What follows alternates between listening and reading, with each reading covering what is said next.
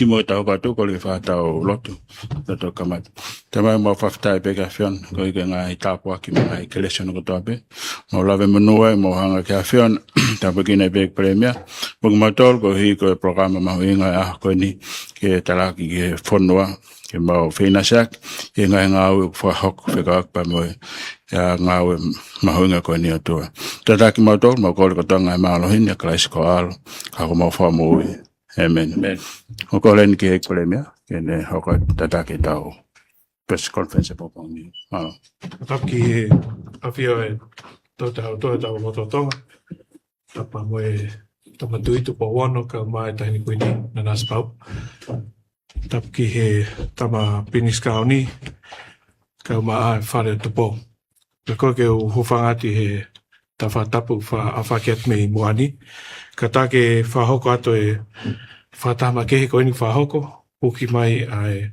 ka Faiongoongo ko uhipe ko mau inga e tonga uki ai tau mao ngaivi tisolo mo bensini au ku whaikia e hohaa ai Fakafanua.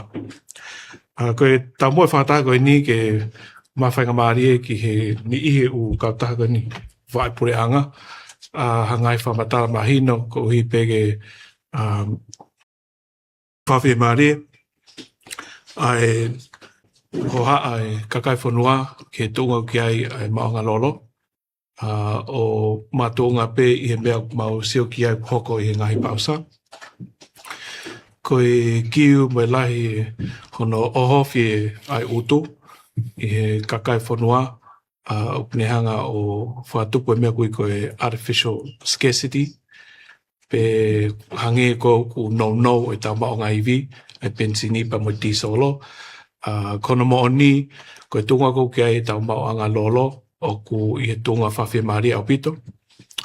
O ka pāteu o atu pe tunga ko ki ai hono whatu uta mai me tō pure anga. Ko e whakalolo na e hu mai ki tongani wha Moimoi na e tau mai a tō pure lulu me ko osi. Pea ko e waka ko amanak ke hu mai i he wawen pehe ka hau. Ko e wike ka hau. Aia ko e tōpule lulu a hua whā o maas i wika hau. E te tu uta mai ai waka. Aia ko e waka ia me Kautaha lolo Pacific Energy.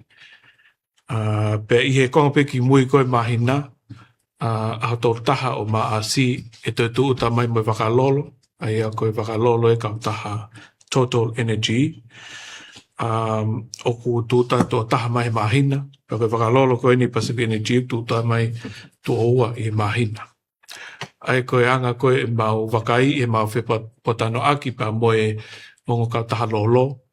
O ku whawhi maria o pita tūnga kiai ai lahi lolo koe ku mai ki he whonuan. Pea mau lava whapapau koe lolo koe ia o ku oswa mahino i peia. E i he tunga whawhi marie ki ha mahina e ua pe laka ake me he ahon. Ai ko mea ko mau whimau ki mau whahoko atu. O ka pau e hoko atu pe hono tānaki pe hono hot ai lefa pitania ai lolohi o te pausa. E whimau ia ke mau te wakai ai tunga koe hono tuku atu. Koe uhiu ki ai phone ai pure anga ki hono CV.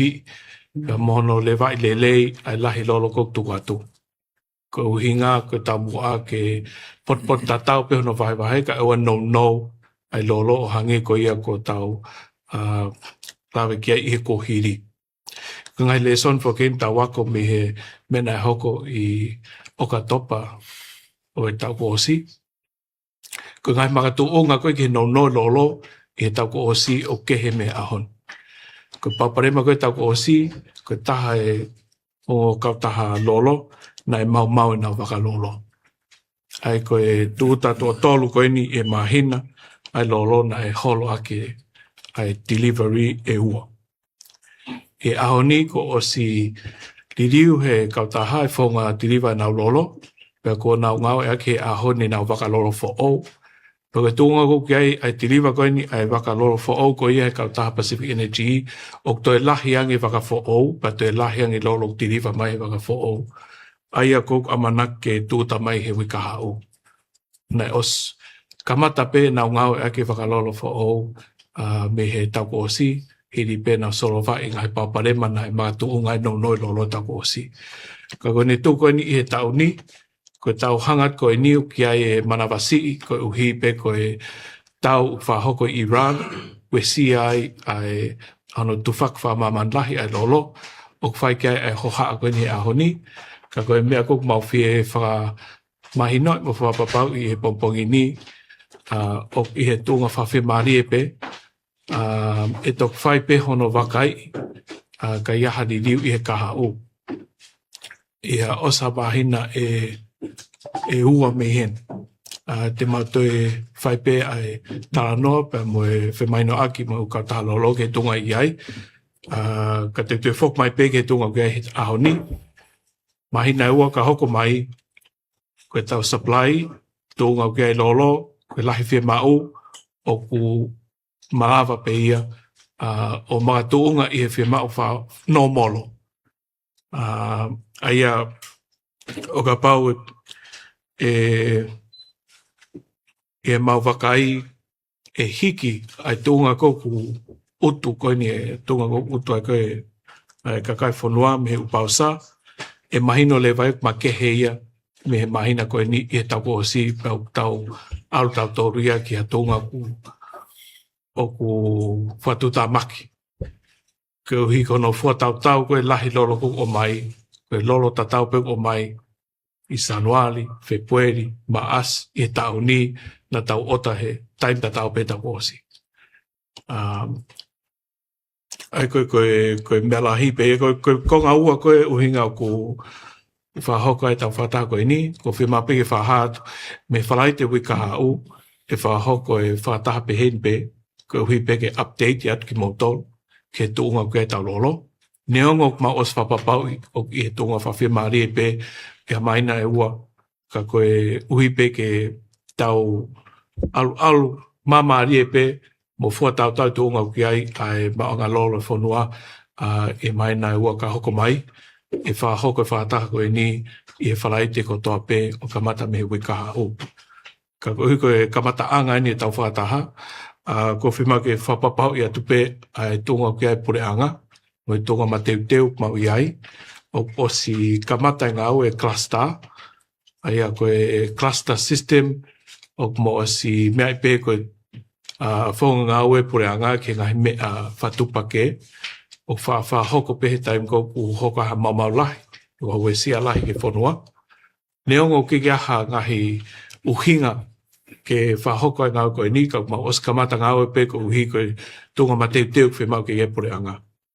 Hangi ko ta whako ki ai kau ngau whapure anga, mo upot ngau pure anga, os kamata peke whau ngai palani, na whia mau ke whasisi i mau ngau aki ai pensini, ko uhi ke vai tatau pe mo whamahinoi, ko e tuunga ki ai whengau aki, ai pure anga, o sekta Kautaha, ka moe mau ngā iwi ki he uhila, kau mai ki hene CEO, pehe whoki ki he mawhai ki he maonga iwi, mawhai pure, ke whamahino i atu pe, koe tunga kei po e tau uhila, au ku tatau pe, kau whapapau i mai mau, ke mo tau whehu i hanga ton peke CEO, o ki ai nau whaunga, ke te whalolo atu, ai taimi kou malau whapapau i, koe mahina e ua ka hoko mai, maha koe tonga pāua, o toi lahi angi, e nau iwi, te nau lau nau tō whapapau uhila, o toi lahi ange mau ki a mahina e wha.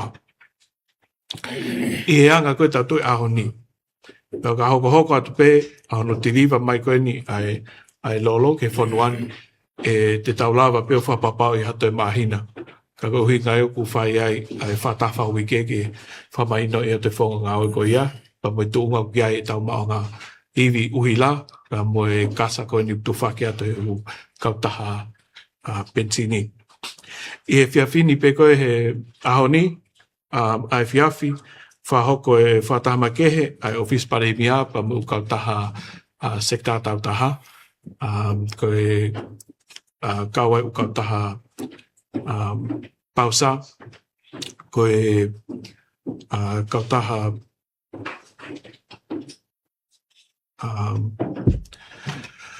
o ku nau hanga tataki ai ngā aue koe ni sekta Kautaha ai ku ilo pe koe Tonga Chamber of Commerce ke whai peha whimaino aki mo whataanoa mahino mo ki nau tolu ko uhi ku iai tokanga makehe ke tuunga ku iai ekonomi ko ni Tonga. Ka hangi pe koe ngahi whamatala nai o atu i he press conference o wiko o si e kautak ngā ue pure anga o kiki ahari riu ke tuunga ku iai ta maanga lolo pe au ki ai whakanonga o ku mau whakaamu ke hoko i he kakai whanua ke o te nau fuhohaa. Ka mou utu whapotopoto pe o hangi ko ia mou whaanga ki ai o te mou tānake lolo ko uhiu ki ai hohaa ai tānate a whi. Ki he tuunga o ki ai a hono utu ke ngahi tanke o ki ke tāu mo whiunga ke nau tānaki ai lolo mo bensini ki ai e malape ke hoko wesia ki he maue kakai whanua pa pehe foki ki he ngahi api tau mamata foki he ngahi vela nai mo ngahi mofia nai hoko ke u api ngā ue mo api i he wawen e kohiri e maina ko o sipe. Pea neongo koe taha e nau tolu ki ai tokanga koe asem pa whahoko e whatotolo ki ai ka koe ua na o ki ai e huhu e kau whatotolo koe magatounga e ngahi vera koe ia koe ui koe ngahi tono no whaka uhila. Ka koe mau inga ai tau ngai whapotopoto aki ai ngahi tanke totonu o ka pau ke whie utu ki ha tanke o ki ai ngahi tanke to'o o ku whiunga ke tānaki ki ai bensini ka mo disolo ton ke mau ngau e aki. Kau kai ko ha utu pe ke ngahi hina nge ko ha hina Coca-Cola pe koe ngahi hina koku ki ke whiunga ke tānaki ai mao ngā iwi ko ia.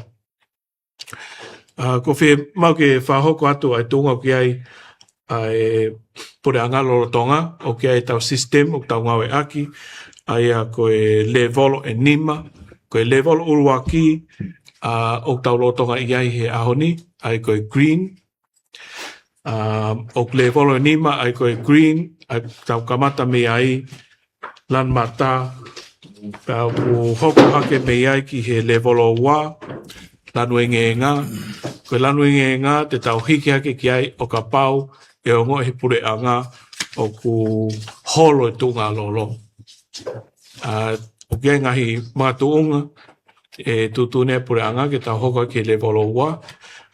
Peko tau hiki ake peko ke level o wa e tutun lewa pure anga mga tuunga he tutun kapneti ke tau ngawe aki hono whakatangata mo tufa wahe tau ai lolo.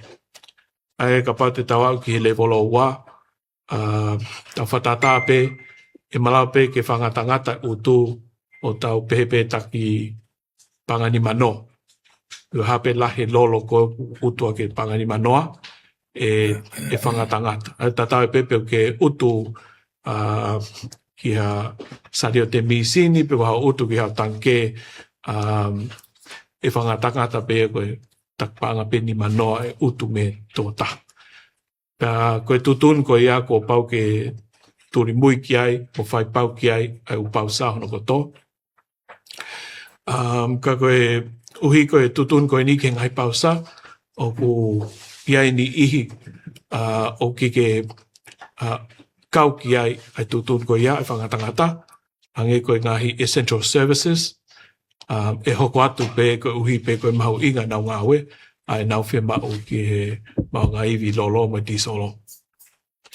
Ai kau ki ai, e anga mahe ni pe koe ngahi essential services, koe whanmahaki, koe polisi, koe uhi la, koe telecommunications, ai koe DCC, moi Digicel, o ku kike whangatangata, koe uhi koe mahu inga ngai service no whahoke whanua. O ke moi le volo e taho te malohi ange ene whaitutuni, koe level tolu, ai ko tawa pe ko ki he level o tolu e mahino e tau hiki level o tolu ko mao ngā iwi ko mao whalot whanua o holo hifo o aho pe taha nima. Pea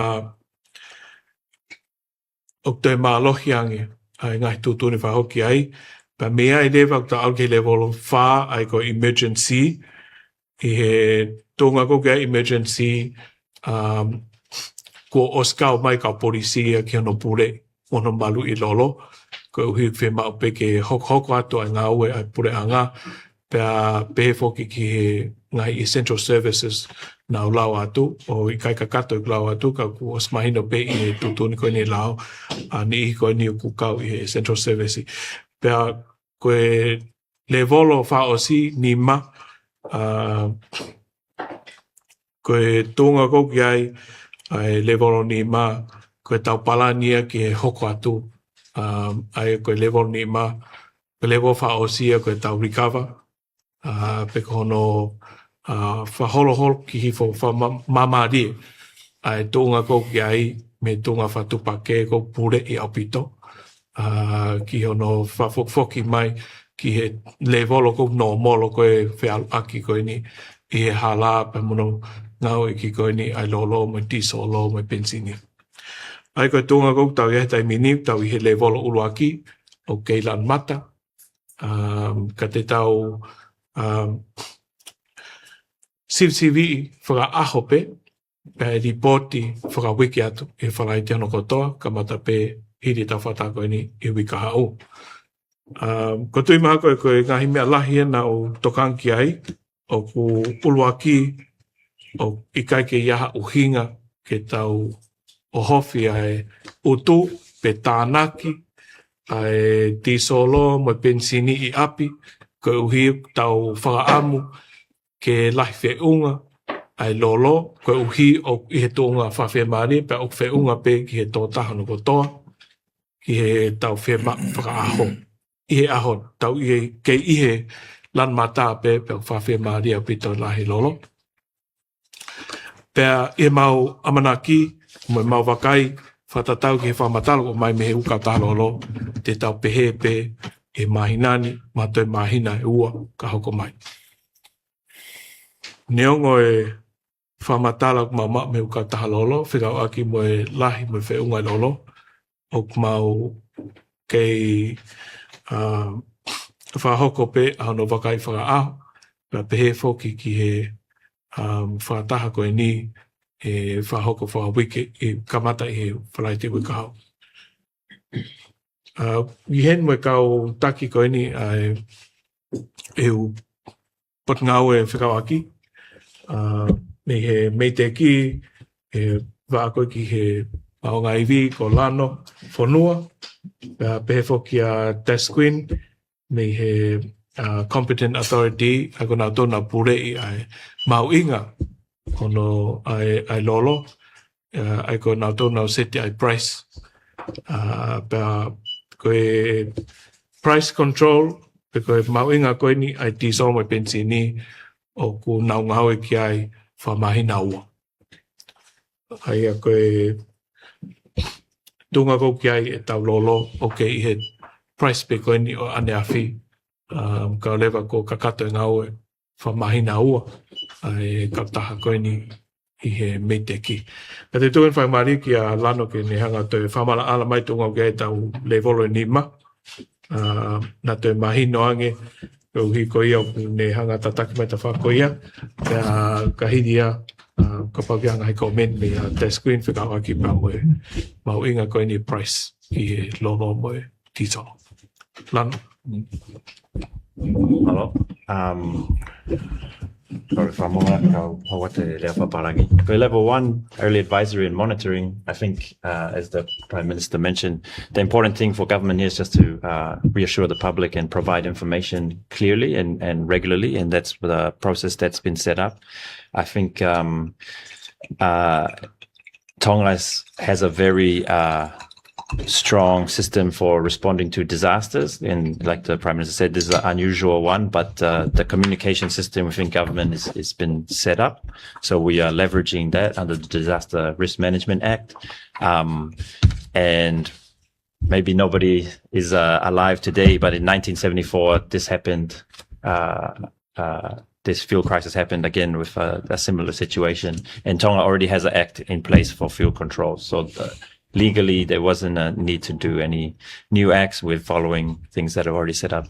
The framework provides for the clear escalation if it's needed, and at this stage it's not needed. But I think what government is doing is advising and monitoring very closely the situation. And I think the rest was covered very well. Malopa ko kore peke u whanga ngai tala whakatapuna sa kai Palemia ka Tongatapu kalama kai ai peha tānaki ke ngai mea nei usmea ki ai. Hange pe ko ia nei usmea ki Palemia ko e tau pricing e tau lolo o ku seti whakamahina e ua. Aia nei o si atoa sanoa li pa mo whepue. Pea koe price koen ki mahasi pa mo e peleri. Nei o si seti pe ia i mahasi. Koe mea pe whai sio gai pule anga he tai mini. Ko ngā hange pe ko ia mu mea ai he tau kono ko Tonga hoko. Ka kuai pe ai sio tene hango ue sia. Mone hango o hiki hake ai price ki o longa. Ai whai sio ki me. Ai kuanga ai sio pule anga na toton pe ke whai hano siofi ai price ko toi siofi price ko ni I epereri ko ngā pe ke oua e Fuongo I e kakai whanua ai taimi ko e whai ai sio e price ko ki me mahalo ko e tānaki at pe ia ki he ai tānoa ko ni whekau aki pa moe lolo malo. Malo. Teo tuene whakamari ki he CEO Kautaha Tonga ke otpea Fakamatala whika ki pa moe tunga ki ai maonga iwi uhila.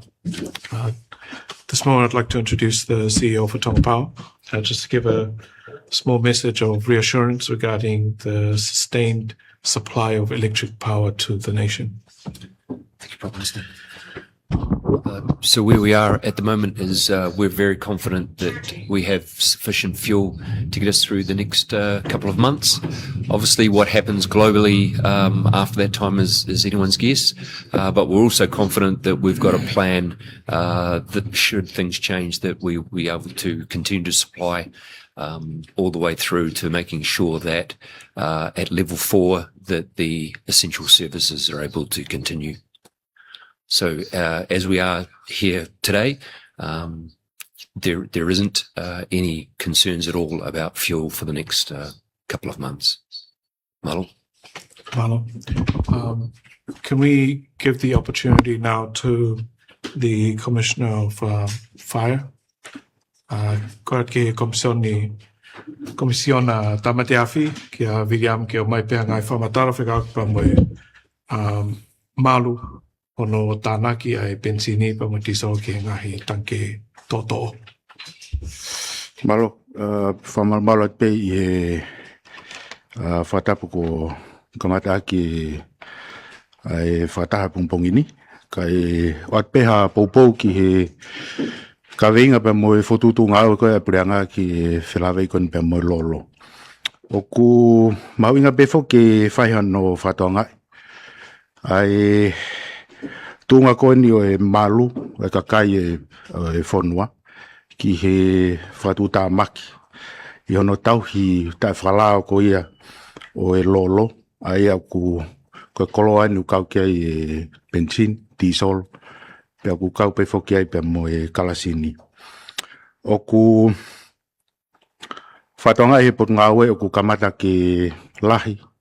A hono utu e kakai ai koloa koe ni o ave o tauhi ngahi koloa koe ni I hona ngahi api pa utai whakalao ko watai e whamanatu koe ni pa mei he pot ngā ue ko e koloa koe ni o ku o ku velango fua, pe ku vave, pe ku fu fatu tamaki au pito. E malava pe ke hoko halavea, pe more ha mo ui, ki he kakai, pe ai kai ngata ai, ko e safety ko ia, pe ko e tunga malu ko ia, e Kautaha te afi, o malava pe ke to e uesia e na mo ui, o ka pa e whaiwhaiange ku hoko ha mama, pe ko ha vela. Whatatau ki he lao tutuni ko ia e lolo, o kune o mai pe a ngahi tutuni te fito ko eni, ke ngahi whare no fuanga. O hange ko eni ko e o whangofua mai pe he lao, ko e kalani pe wha, pe ko whafofua ki he rita taha nima, ke ave o tuku i a whare, pe ko to ap no fuanga, ko i to lahi ai. Pe a kapau ko ha whare tana anga nau, pe ko koloa i tua, o ku whangofua mai pe, ko e kalani pe wanoa, pe ko whafofua ko e kalani e wanoa, whafofua ki he rita e fitungo fulma nima, fitu nima, kai to e lahi ai. Pe a remda tau pe o ko ngahi utu koni i he ngahi container, pe ko hina, pe ko talamu, ko utu ko i he talamu, o whima uia ke iai halaisenia. Pe ko iai ngahi tutun pau ia, pau ke whakakatu, kai to lava o Fakataha ke utu talamu. Ko hipe ko e tunga ko ia, ku amana ke pangai ko mea na e lava ke Eiki Palemia, o tau i he revolo uraki he tainim, pau whima uia ke whakauka e pot ngā ue, ai ngai whaitokanga ki ho iki mo kai fonua ki he tunga e tainimi ai utu he kakai ai lolo ai kawai benzin mo di solo ke to e whaianga no whaitonga pe pehe ki he pau ke whai whingai aki pe mo Kautaha lolo pe pehe ki upausa ke mau ngai Fakataha ki he tutun ko ni ki whapapau o malu mo hao ai ka kai fonua ka uhina hoko ha fatu tamaki. Malo ko e tokone at beia mea te au pe mo e pot ngawe. Malo. Malo. Ki mo pa whātātu e ngai whewui ki e Kautaha media. Ko whi whahoko atu pe ai whika telefoni. E office ko ni ai mei te ki ata ki a taha o ke pēha ni whehui. Ke tok whamala a Latu a Moi. Koe whika koe ni, koe whika fitu wha, noa, hiwa ono. Koe whika telefoni, koe fitu wha, noa e tolu, hiwa ono. Koe whika koe ni ku whangamari pe ki a taha ku iahane whehui. Whika ake pa moe tūnga iai, ai pensi ni, moe ti solo, pe whoki ki he malu e maunga iwi koe ni whanua. Pe whoki a ngahi whamala ala whika aki pa moe lao koe ni whamala ala e komisiona tama te awhi o ka pau kia ni i nau whi hoko atu pe hono utu ma kehe ai ngahi talamu o ngahi tanke. Ka pau ku ki te iaha ngahi komen pe ngahi Fakamatala me he te pide o whi tua whangamari koe ni ke kau Faiongoongo ke maha mo ngahi whihui ki whamala ala atu e kau tak ngawe.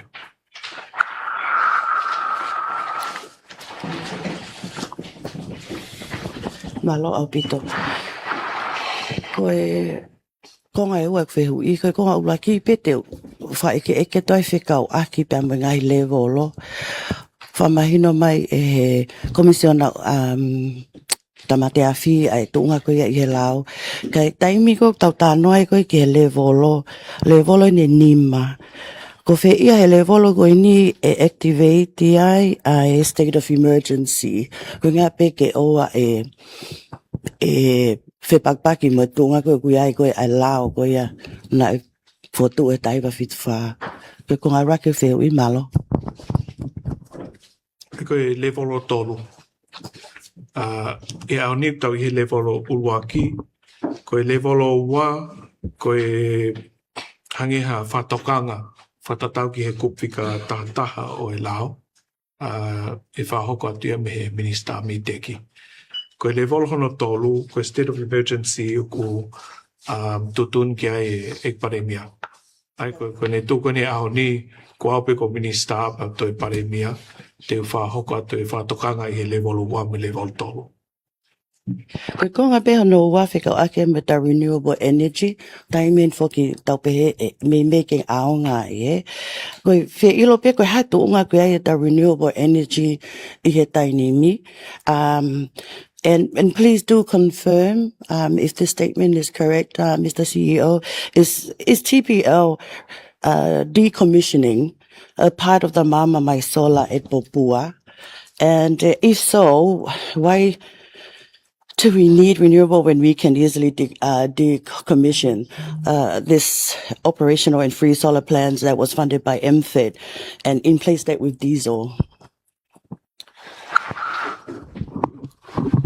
So, as part of the project to back up the power system with a new powerhouse, we need to locate that in the best possible location that is currently alongside the existing powerhouse, which means that some of the solar panels are likely to be removed to make room for that. We're currently in discussions about where that extra capacity would go. So we're looking at whether those panels can be replaced and put on the roof, or they can be put in another location. So at this stage, there is no intention to reduce the amount of solar generation that comes from that plant. So the removal is due to no other option for location, or the solar energy is not working? Solar energy is not working. It's that the best location for the new powerhouse is alongside the existing one, and that's really just a function of having to set up a whole new infrastructure somewhere else. And lastly, about the JICA wind project, we have reported that it's failing. Is it failing, and why is it failing? So I wouldn't say it's failing. It needs some maintenance, and there's currently some parts on order, and they should be here soon, and then we'll be able to restore all of those turbines to operational.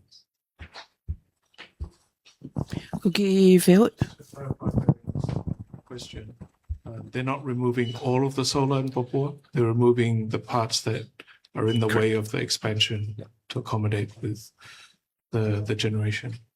And on the first question, because you asked it in Tongan, I just want to clarify for the CEO to answer, and that is, what is the status of the renewable energy, and how will that contribute to our dependence on fossil fuels? So we are about to embark on a large project that will bring more solar and particularly more batteries to the grid. So those things need to go hand in hand. There's no point in having more solar or more wind power if you don't have the ability to store it. So that's we've begun work on that. There's some more exploratory work happening next week, actually.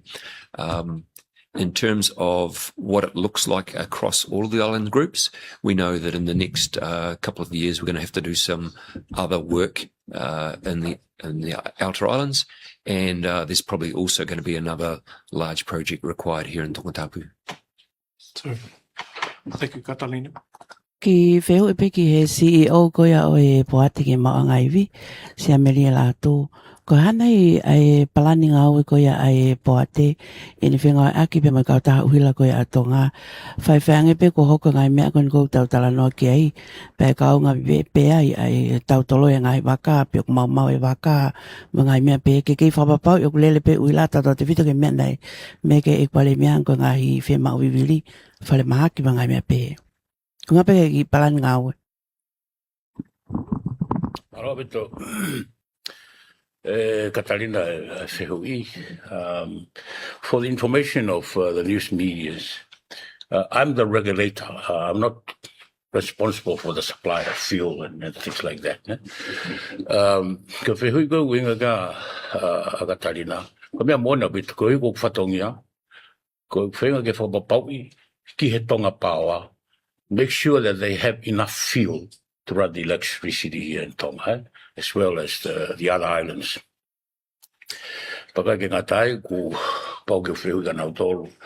Ka hoka te mea kone alu parema, disrupt the supply route mo mea ka atoa he mea kone hoko, ka haa mo palani whotutu ke mea ko ia. Ka haa lolo mo mau he taimini, for how long, ai mahino he taimini nau, ko lolo ko lava ke whalera ke wila taimini, e lava pe whalera ke he 3 weeks, but then again, they have a stock in Fiji for 3 months. Ai ko mea ko mau he taimini. Ko upalani ko whikak mo mea kon ke hoko atu ka parapare ma supply route mo mea kato ko ya ko tui ka taringa te ke toki whiu ia hatonu e be ke si o ko tonga pawa te taldere atu mea ko ya. Malo. Alo apito sena luita tu vai mi hele te o Tonga.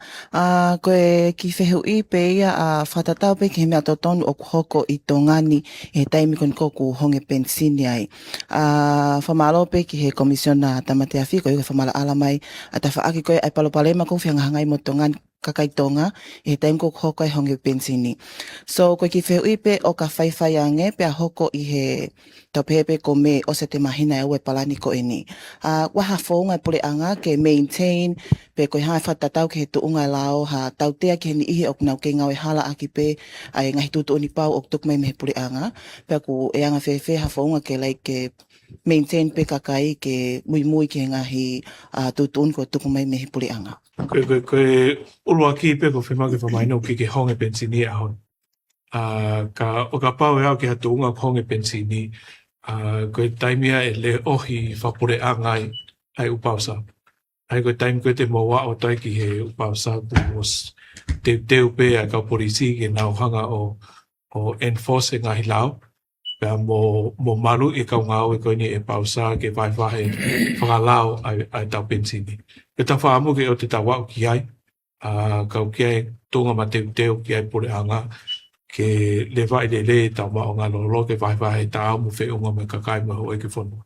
Hange ko mea ni nai whelawe pa mga hi level ke ka ko time ko o ka pau e whai hange te tawa ke level tolo mai no pe tuku ngai a ko e ma nga lolo time ni o ke sai pe ka ko time ko te tawa o ka whai hange te tawa ke level tolo a ko palan ke ka nga we a tau te fito pe ke pule anga ke na malolo pe api pe ta fa ke ta ha fe ngai pasi ke te whai vi hange na to ke ngau ya ki malo Koe ku mai noi ke tōnga ki ai ai pasi, ka patok whatonton mai he MTED. Na e holo apito no ai u business ko ni he hiri pia COVID. Ka ku kawena I he palan whanufua pure anga. O whatatau pe ki he tunga ko ke upot ngā ue o klahi nau kau ngā ue, toko lai. Ngi koe upot ngā mo ui ko wharamahaki. Te tau whoki tau tōruia o whawhiowhi ngā hitu tūn ngā ue ki tunga koe nei iai he time COVID. Ai au ko rotonga whaipe ngā ue o pot ngā ue ai pure angai ahon ki ngai palan ngā ue ko ia. Koe tau whaamu whoki o te tau wau ki ai ka weni I he tunga mateu pa moe palan ngā ue kumau iai. I he levolo koe lan matau tau iahe ahoni ko whatokanga pe. Ko ngai palan ngā ue ko ia ko rotonga whai ngā ue ke pure anga. O mātuunga pe I he whemau viviri o pot ngā ue. Ai au ke o pot ngā ue koe mo ui e whemau ke malu I a pito tunga ki ai ko hipe ko no ai kau ngā ue ma kau nesi ma kau Tongatapu. Whemau ke hoko atu pe nau whawhatongi ai whatmahaki. Kau ke ngai pot ngā ue mahu ki ke te whemau I ke nau ngā ue ap ngā ue e whakata ke nau ngā mei api. Ai ko ngai tutun ko ia te tau whawhiofi pe ke ngai tutun nai whahoko. I he time ko nei tutun e koe emergency I he time COVID. Malo Eiki Palemia koe ki hawa beki whehui koe ni koe stoka koe ni mahina e ua na ke mea ki ai o ku uhinga ki tongani katoa ka wai wawa umoha pai e ua mo ni ua pe ko Tongatapu ni pe koe whehui hono ua ke CEO e Trade mo e Economic Development koe ngahi totongi koe ni o ku mo pure I e whakamahina e ua o mahino mai taimini me ngahi Ongo'ongo whakamamani lahi o si USC a ngahi whanua la lahi. Ai a ngari kone a ue ki me e toi hiki e tau totongi e tau tolu.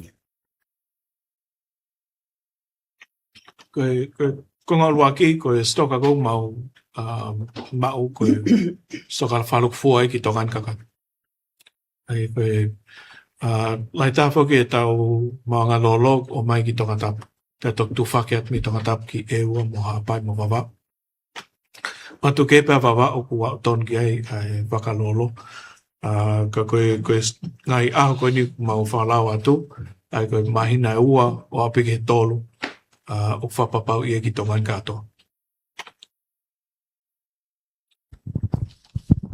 Malo apito e mawhenga male Eiki Palemia.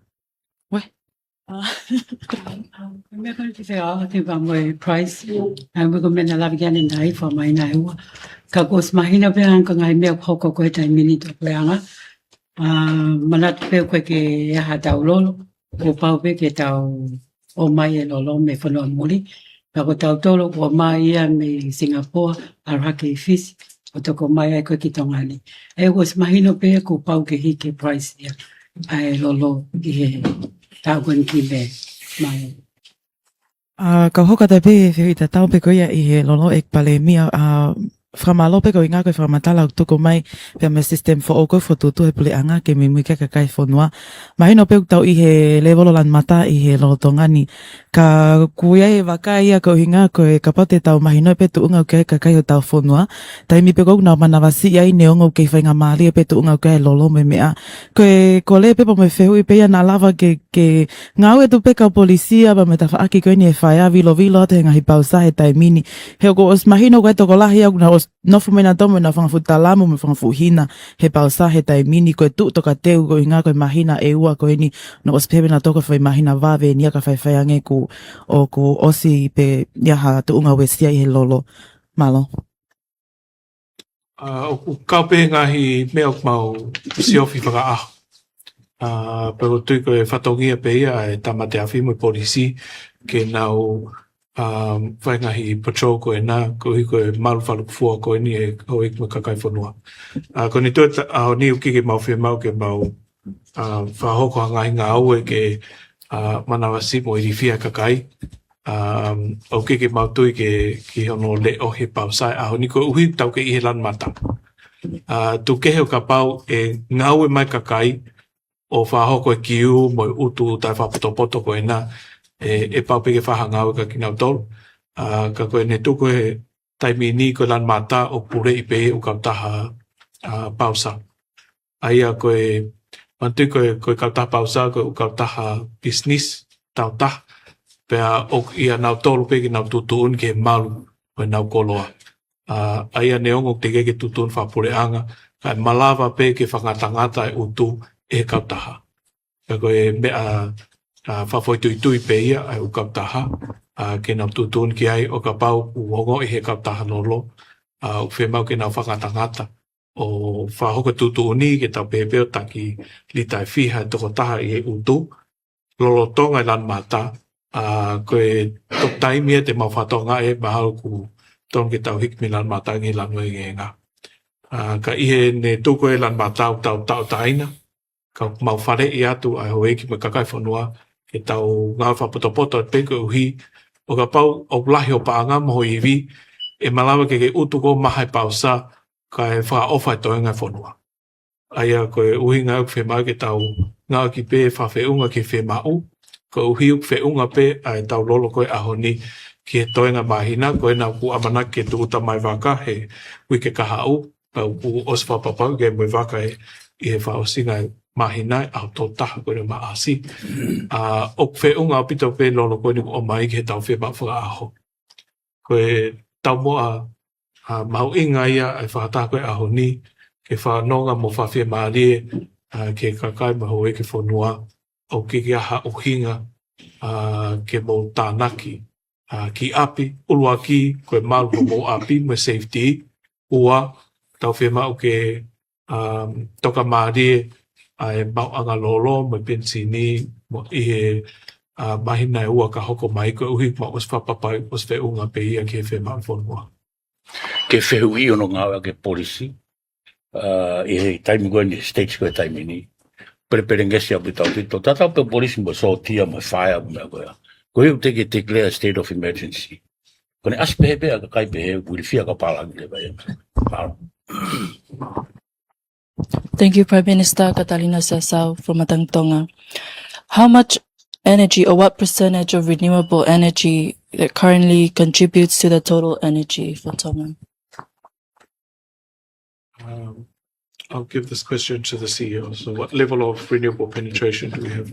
So it varies month by month, as you can imagine, depending on whether there's more wind or more solar. But at its best months, it's probably about just over 30%. Prime Minister, have you had any talks with other Pacific leaders on this issue? I spoke with Prime Minister Luxon on his visit yesterday and the day before, and he's actually rushing to Wellington to have the same discussion with his government and his media in New Zealand. I have a scheduled call early next week with the Prime Minister of Fiji, Honourable Rambuka, because Fiji is essential for our supply.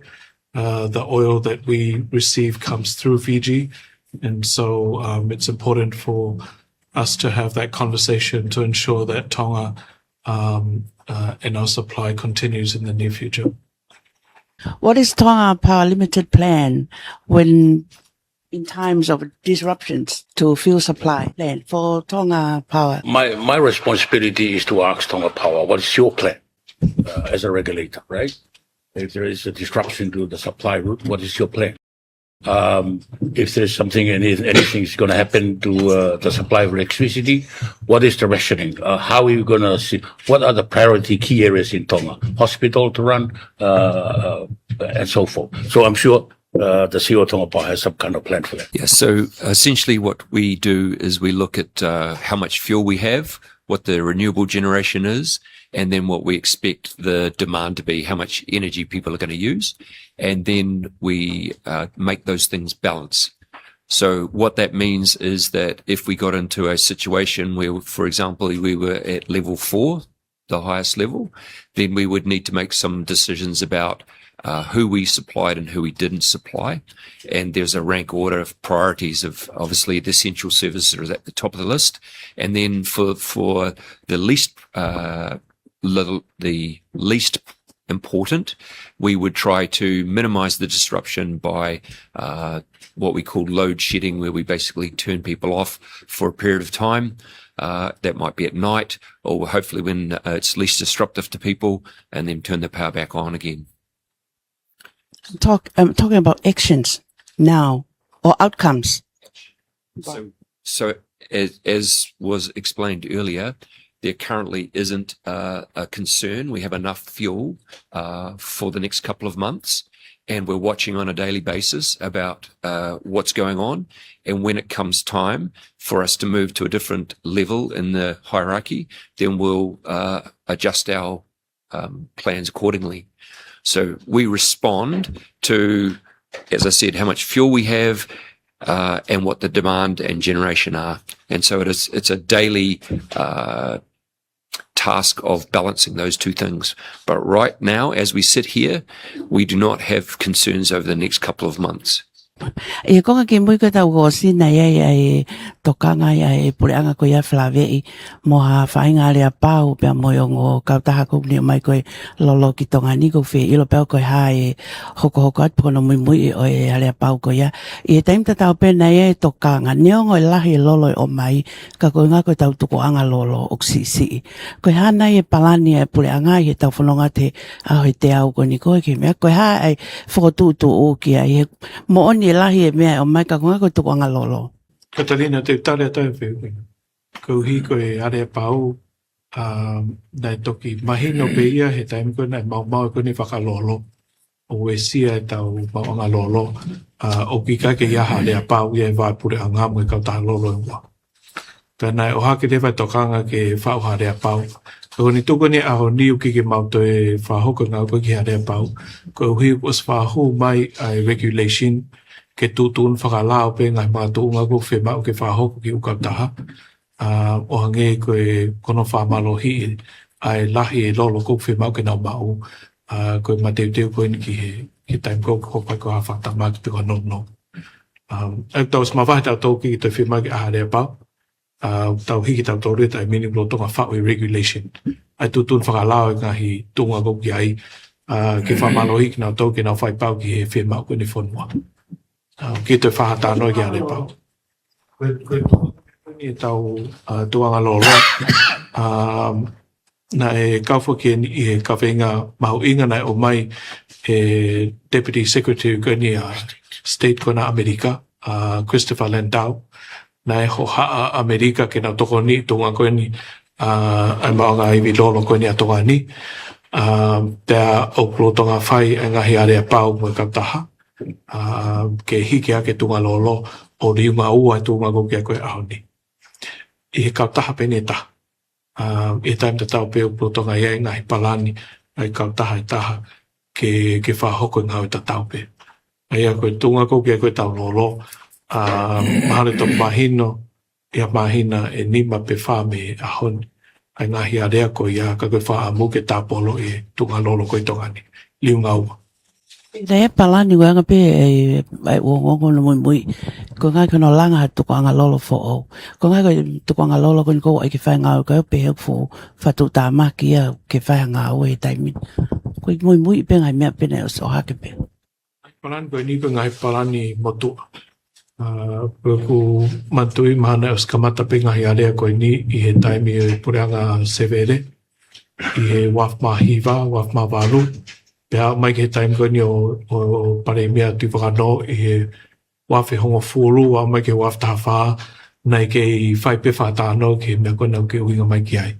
Ke langa lolo pa mo mai MRX, ai koe medium range tanker, koe hiki ki toi fō mai i fisika e hauhanga tonu, o toi lahi ange lolo kup o mai, ka uhi koe lahi koe ni tanke, ai waka tanke, whi mau i ke lahi ange tunga lolo koe tonga ni, ke tari aki ai tiriwa koe waka lolo kup lahi. Koe ngai palani motu apea. Pau kau e ngai are ko whahoko aho ni, koe ngai study nei whahoko, ma koe study wha Moimoi, ma koe wafe, wafongo fulu. Koe ngai study koe, ngai feasibility study koe anai whahoko, e ko hiri, e whemau ke tau wakai ko hi ko niriu na tūlai e maonga i vi mo e sekta ko ia, iki toi aonga ki tau whaonga i study me wafongo fulu. Ka koe ngahi ngau e koe nau kau e warea koe whahoko e au ni, kiki whie, whātāno whau iki ka uhi ku sensitive a pite koe ngai a remo u Kautaha. Whawhoi tui tui, kau ku nai kau ai menai hoko i he tau ko o si, i hono whai ai whi mau peke whahoko ngau koe ni whawetaha koe hui koe malu koe ni ai maonga i wiki he kahau. Eiki Palemia koe Moimoi atu pehe whehui nau eke ane nei whikau aku mo tatongi e lolo. Ka pau e au ki me, tau pehe pe au ki me ko mei riunga ua e tatongi a koe he aho ni he tatongi me. Koe hanai palani mo whakotūtua e pure anga ki e.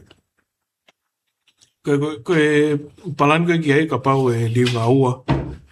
Koe mau whaka a mō ke au ki ai uki ke riunga ua.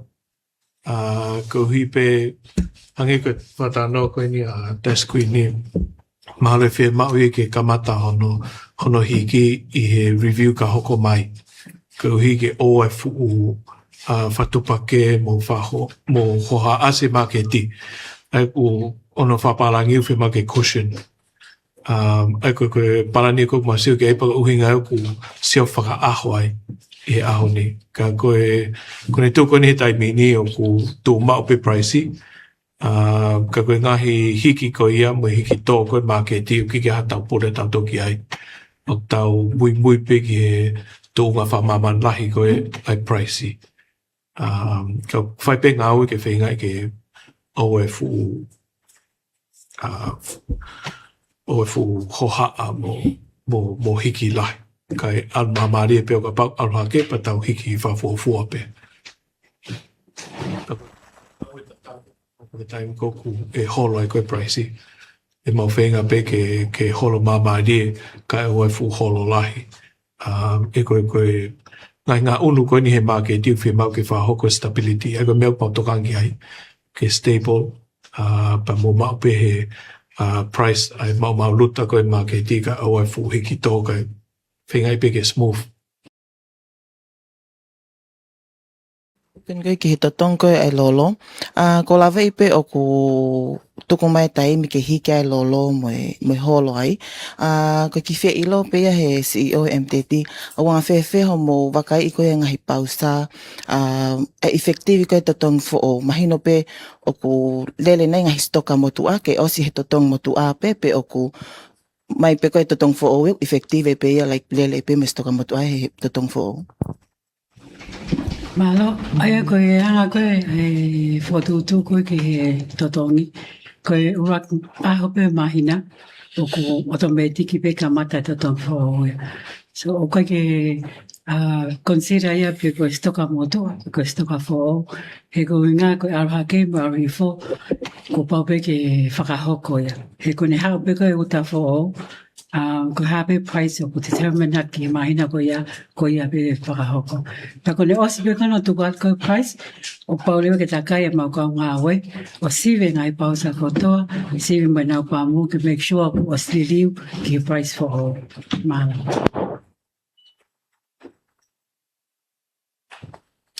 Se Amerika ta ko ki mau ko ki fehu ke henia me mau anga iwi ko e afe ko e free face o ku talamai o ku hiki pe uton be kai aka ku hiki o pe heu panga tolu afe ke afe ha free face ki ha api pe ko ha business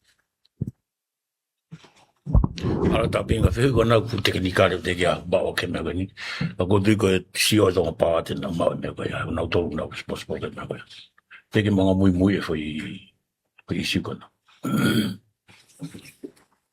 Te mai pe whapalang ho wheu iki he CEO. Is it true that to connect a free face you have set a new price for it? So what's the Normal price. I don't know off the top of my head, but if there are any changes to pricing, then I need to sign off on them. Ki whehu pe ka lano ko ngā koe mei te ki ko pure a ngā ia. Koe hana e palani ko ngā whaki ko whotutu ufoki ke hanga ke tau ngā ake sola. Koe hai palani whakaloku whak. Me mea ke tau PCT ke whia. Tau ni maa ko o se au ke whitu noa pe koe te au. Katarina kona nai ospehe ai CEO TPL koe au koe au ia tai mini ki he PCT tolu no. Pau ko si ai pe perene ai preni ngau e pulianga koe Tonga Energy Roadmap Plus ai koe lele ke he waf tolu nima. Au ko si ai u project i he pereni ko ia ke whenga ke au ki he PCT fitu nima. O toi kau munga ke moe tunga koe lolo paraha ke ai tange moe supply koe heni. Palu fua ke unua tonga me his situation go ta ia e taimini. So that's the long term. Ko foi fuel framework ko ni ke ko response here ki he mel koko e tau ko Iran. Ko ki also okay ngau e pe made ka Department of Energy TPL mo ki committee Tonga Energy Advisory Committee ke set u peleni ko ni mo u project ko ni ke una tonga ki mo. Ko si ai mo ki Fakataha ko fotu ki he wikahau he tawako the Energy Sector Awareness Week o ki ai mo investment planning workshop ai ke hoko ato ngā weko ia. So I think those things are happening and there's probably been a little bit of a delay on the progress we would have liked to see because of COVID during those times, and that's being picked up now. So I think the number of projects that you heard here today is all for that medium to long term to change the structure of the whole energy sector to be more resilient and to be more secure. Peki ai o ku lotonga ia e palan ngau ai pure anga ki he wanoa tau noa tau mau i pese te au. I he maina ko si na whahoko e whamoni MOU pa mai Kautaha Amerika. Ko Kautaha ko ni nau Te nau lava o mai ki tonga ni ai ma o ngā iwi uhila me he makawera pe koe magma I kiristahi. Ai au ku ilo pe foki ai e ria koni he Pasifiki ko hi ko e tau geography tau he Ring of Fire. Pa mahina me he time ko ku pai mo ngā awhi o ku iai mawhana ma ke he tau potahi. Pa koe Kautaha koe ni o kuro tonga e whainau sawea ki stahi I tonga ni I Epereri. Pa koe whotutu ngā we ke au ki he konki mui o wafi tu pe koe kamataanga wafi wa walu o kamata ngā we ki whotu ai o pui pe whaparani koe geothermal power. Koe paparema koe ni ai maunga iwi koe tonga ni o kulahi tau whawhalala ke tisolo. Paka tau whaamu foki ke to e tau whawhalala me tisolo koe hui koe ne wesia ngofua ki he hiki tō koe mau ingai lolo pia moe mau anga koe hui tau whawhalala ki ono uta waka mai ki tonga ni. Aia koe tau whaamu ke whawhetongi e tisolo aki ha iwi o Fakataha. Aia ku tau mamata peki he ngawe o whahoko ki he ngahi I, ko I o manmataongo, ko I ko ni jaika, ko I nai whaki mai I he poreanga siaina, pefo ke ngai sola ko ni whotu. I he taim tatau pe ki he o ku whahoko ngawe ko ni ki he sola, ai ko megawatt e wafa, mahalo klo tonga whai ngawe tonga pawa ki whahoko ki hihifo. E hanga he sola pa mai I, o whawhetongi ai tau ngawe a ki koe ni ai tisolo, ai e ahoni ka pese pe tau noa ka whitnoa ki tisolo. Ka koe tau whaamu ke hau ke hato onga ku pese te au, ka ke tau tue ngawe a ki tisolo.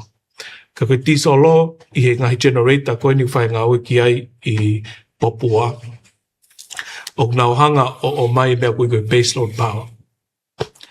Ai koe tau pepe koe foundation, pe koe mga tuunga ia e tok hirifaki ai ngai renewable energy. E koe natula koe renewable energy o kiki tō.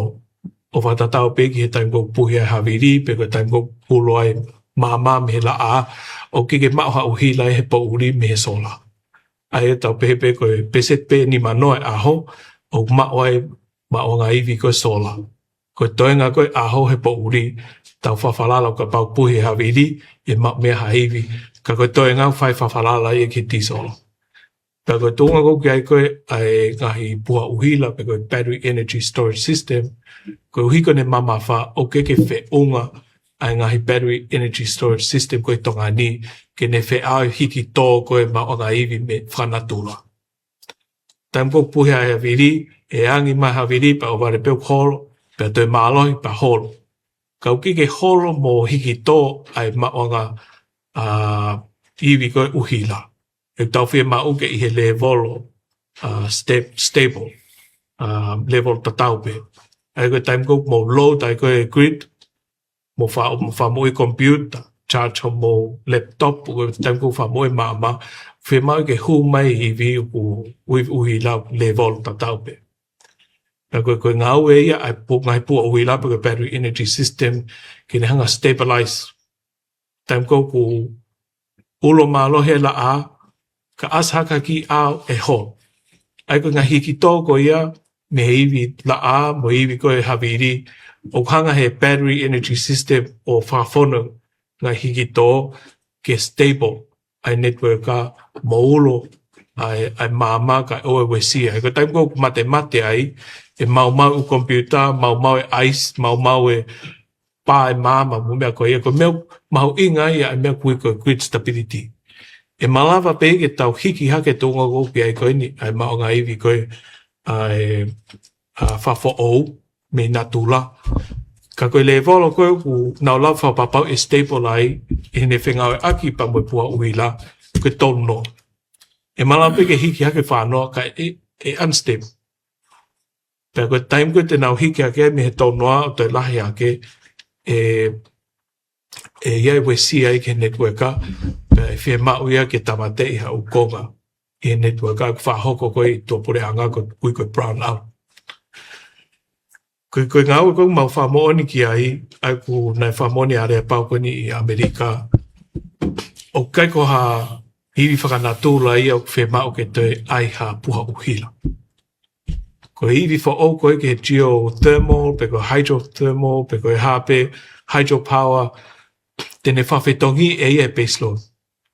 Ai ko lele ngau ko mau wha hoko, kone ngau e pe ai maonga uhila ko ia, kone hu mai pe ana whawhetongi ti solo atatape. E ke hu mai o whe auhi, pea moe maonga uhila ko hiki tō, pea whe mau ke iaha po uhila ke neanga stabilize.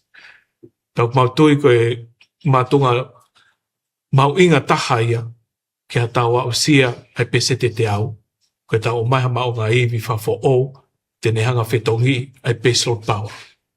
Kai whai pe ngā ui ke solar, ko ui ka peset pe ni manoe aho ngā ui ke solar, pea tokoni pe solar ia me ta whako ia, ka koe mea mahu inga ke iaha tau baseload power. O tonga niu ki ke tau mako e ngahi vai tawhi, ke tau harness me ai hydrothermal power, ai mono i ai anu sila o fisi o ke nau vai tawhi. Ke mau me ai uhila hoa ua wha, o kumala peke whawho o, me uha, me vai tawhi, me whitu. Pehe.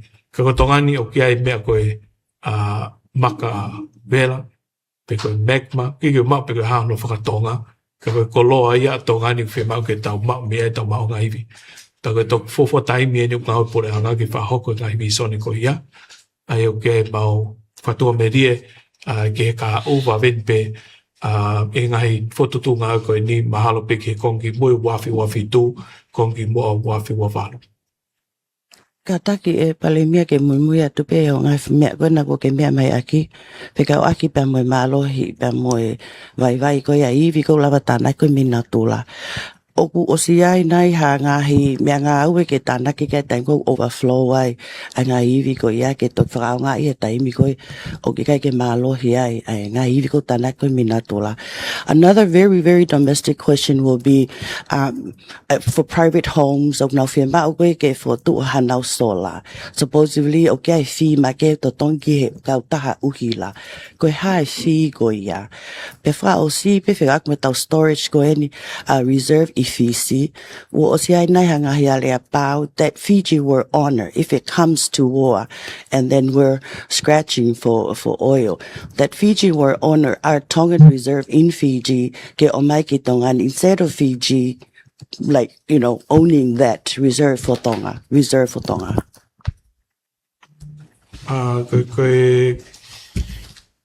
Ko whehui koe ni Marianne Whekawaki pa mo Fiji. Ko uhinga e ku whae whatano ke tako ni a Fiji ke Palemia he wika hau. Ko e whatano pe ki ai ke whapapau i ai ngahi are pau koe ni utau mau. O hangi ko e storage koe ni Tongapawa, mahina tolu, ko Tufaki Fiji ko uhiu ki ke laife ungai tau tuanga loloi tau hani. Ko e anga ko kusio e tariui pe a Fiji ki ngahi are pau. Ka koe whakapape ni koe uhi koe tau toka i atu pe o ia nau tolu ai mawhai, pa koe mea tau taina pe pure anga Fiji o ka pau te nau tutuuni ki he nau pure anga, ka koe tau whakapa atu pe ke whamanatu atu ki nau tolu ki manatu i maa tonga o kia e tau lolo i Fiji. Pa ka uhinga ia na e whahoko ai e kore ke whawhata no pa me Palemia koe Fiji, pa koe whapapau i mai taimi te tokta no ke tusi te wika hau. And then back to domestic question about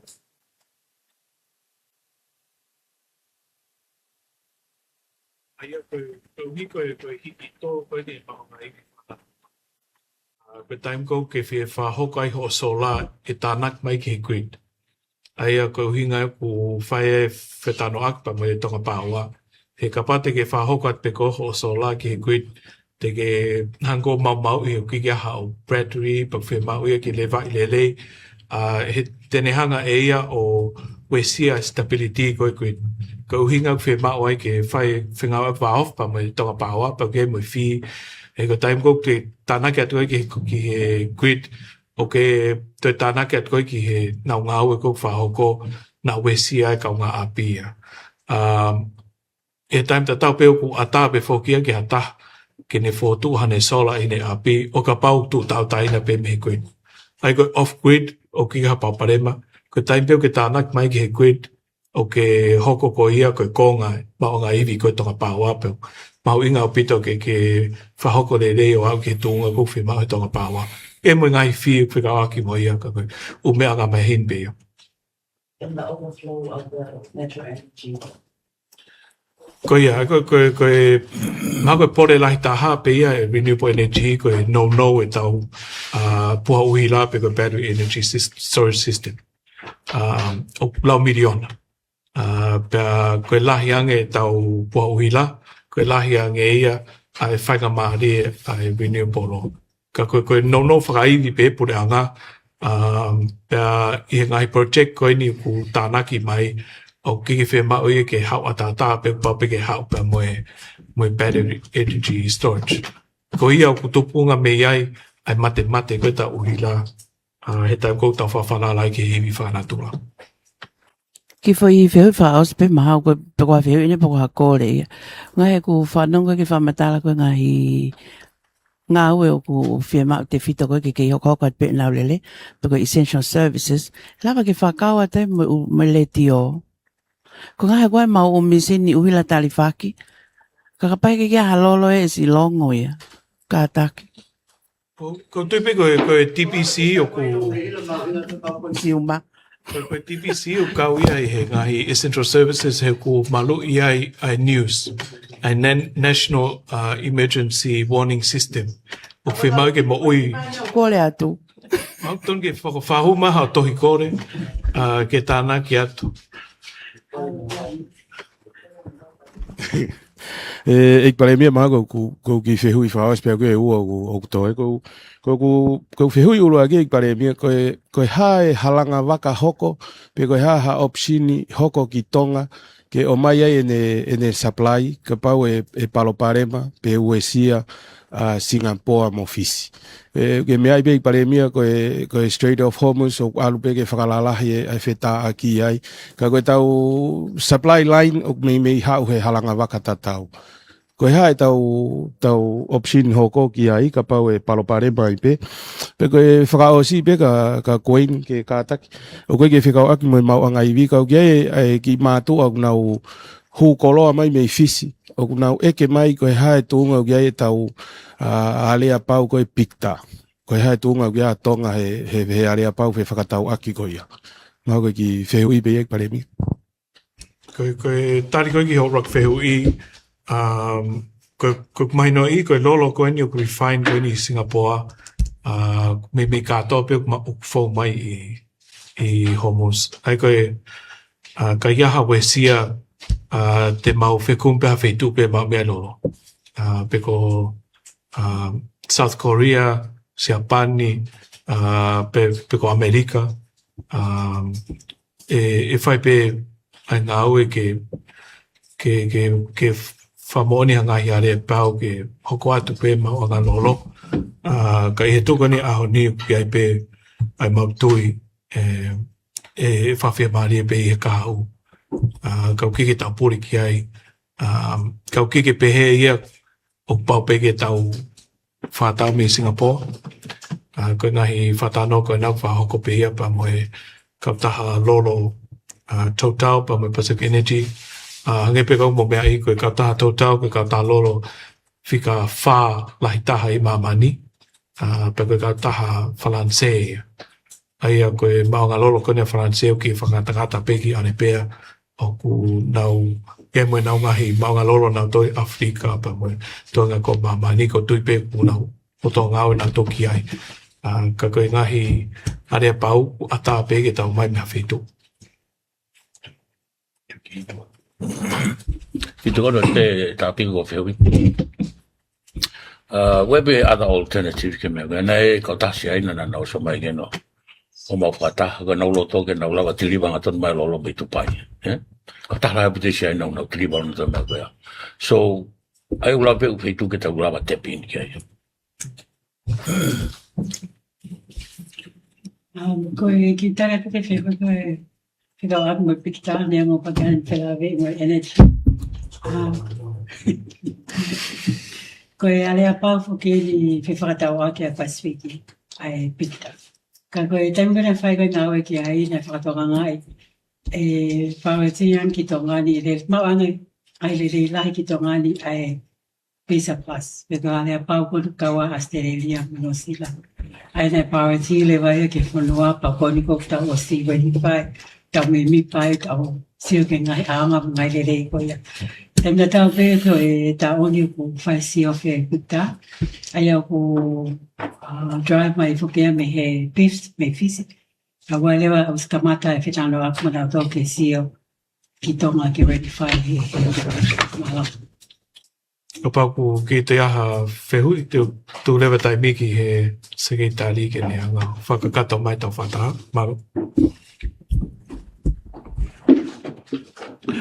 Eu whamalatu Eiki Palemia, pepe te motore ka o mauma whai, ngai potu ngā au he la lawe, i wheko akpa mo e ka venga mahunga koe ne lolo, I he lawa lele motoro ko Faiongoongo, he tau ngā au e koe e aoni, o mau whatawanga pe ke mua to toko ina tuko tau ka ngā ke tuko ai o kiho e pausa, koe ne hoa lele at pe ngai ngā au e ke ai.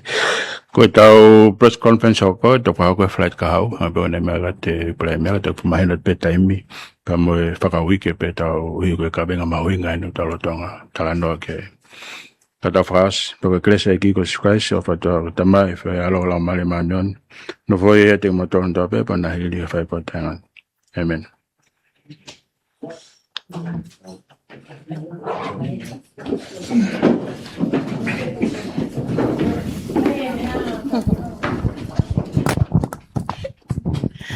Ke koe kakatoia o e proklama ma ke koe ni aia koe whataha ia Eiki Palemia mo ngā tolu me ngahi waanga o koe ke mau anga iwi mo ngahi Kautaha Tufaki Ongo'ongo mo Fakamatala amalak pena o te taki lele ia toka malo mo mea mai ka mo mea.